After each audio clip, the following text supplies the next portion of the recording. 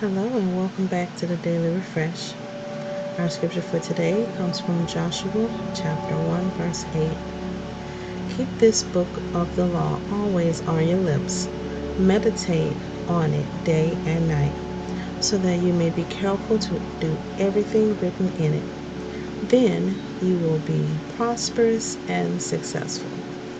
So being able to meditate on the word day and night is going to set your mind to a place that's going to allow you to be successful, because you're going to be aligned with what God has in store for you. And so that's why having that power of being in your word every single day is something that will continue to enhance your life and improve your life. The devotion from the YouVersion Bible app is Timeless Wisdom. After being rescued from Egyptian slavery and wandering around in the wilderness for 40 years, the Hebrew people finally stood at the edge of the land God had promised. Though their longtime leader Moses had just died, God appointed Joshua to take his place.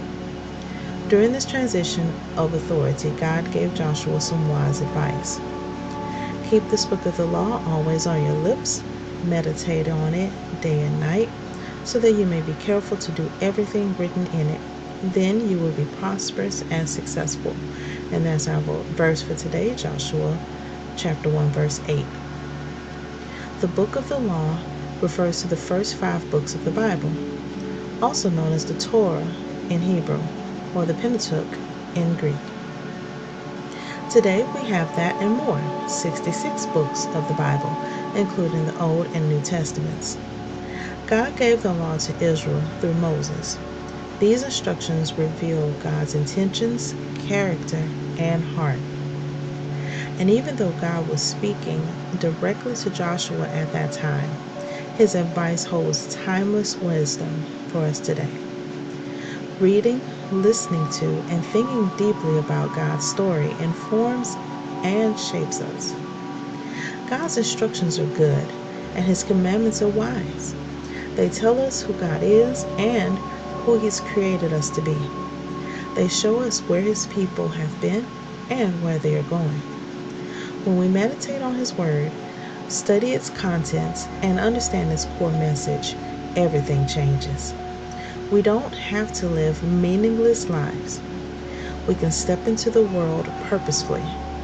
And even when we face battles, like Joshua did, it's always best to be on God's side, because the battle is God's. He's already said it's not ours, it's his.